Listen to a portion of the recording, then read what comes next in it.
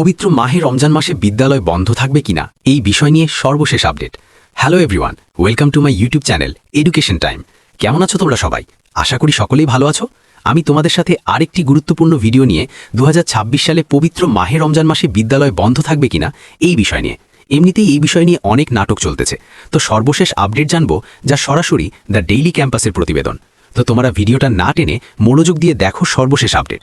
The daily ক্যাম্পাসের প্রতিবেদন যা বলা হলো, রমজানে বিদ্যালয় বন্ধ থাকবে কিনা জানা যাবে আজ। পবিত্র রমজান মাস জুড়ে মাধ্যমিক স্তরের ষষ্ঠ থেকে দশম শ্রেণীর বিদ্যালয় বন্ধ থাকবে কিনা সেই বিষয়ে চূড়ান্ত সিদ্ধান্ত জানা যাবে আজ। শিক্ষা মন্ত্রণালয়ের করা আপিলের উপর শুনানি শেষে এ বিষয়ে চূড়ান্ত নির্দেশনা আসবে বলে জানা গেছে। রমজান মাসে মাধ্যমিক বিদ্যালয় খোলা রেখে 2026 শিক্ষাবর্ষের বার্ষিক ছুটির তালিকা প্রকাশ করে শিক্ষা মন্ত্রণালয়। তবে পুরো রমজান মাস স্কুল বন্ধ রাখার দাবি জানিয়ে সরকারকে লিগ্যাল নোটিশ পাঠানো হলেও সাড়া না পাওয়ায় বিষয়টি হাইকোর্টে গড়ায়। এ নিয়ে এক আইনজীবী রিট আবেদন করেন। রিটের শুনানি শেষে হাইকোর্ট 18 ফেব্রুয়ারি রমজান শুরুর সম্ভাব্য তারিখ থেকে নিম্ন মাধ্যমিক ও মাধ্যমিক বিদ্যালয় বন্ধ রাখার নির্দেশ দেন।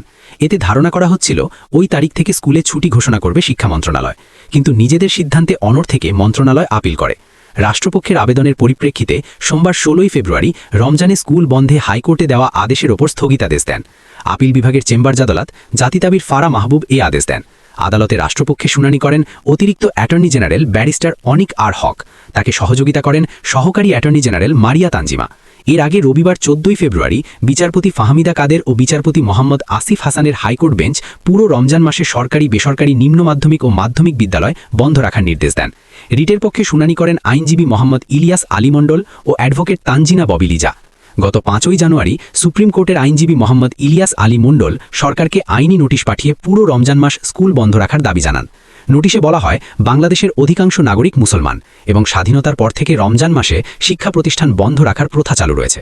সংবিধানের 31 অনুচ্ছেদে আইন ছাড়া কিছু করা যাবে না এবং 152 এক অনুযায়ী প্রথা ও রীতিও আইনের অন্তর্ভুক্ত। এই যুক্তিতে রমজানে স্কুল খোলা রাখার সিদ্ধান্তকে অসাংবিধানিক বলা হয়। নোটিশে আরও উল্লেখ করা হয়, প্রাথমিক ও মাধ্যমিক স্তরের শিক্ষার্থীরা সারাদিন স্কুলে যাতায়াত ও ক্লাসের চাপে রোজা রাখতে কষ্টের সম্মুখীন হতে পারে, যা ধর্মীয় চর্চায় প্রতিবন্ধকতা সৃষ্টি করতে পারে। এছাড়া রমজানে স্কুল চালু থাকলে নগর এলাকায় যানজট বৃদ্ধি পাওয়ার আশঙ্কার কথাও তুলে ধরা হয়। পরে 20 জানুয়ারি হাই স্কুল বন্ধের নির্দেশনা চেয়ে হাইকোর্টে রিট করা হয়। এদিকে 2026 শিক্ষাবর্ষের সরকারি প্রাথমিক বিদ্যালয়, মাধ্যমিক ও নিম্ন মাধ্যমিক বিদ্যালয় এবং সব সরকারি ও বেসরকারি কলেজের বার্ষিক ছুটির তালিকা ইতিমধ্যে প্রকাশ করা হয়েছে।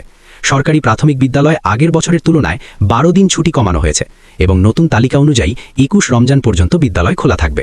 মাধ্যমিক ও নিম্ন মাধ্যমিক বিদ্যালয়ের ক্ষেত্রেও আগের বছরের তুলনায় 12 দিন ছুটি কমানো হয়েছে।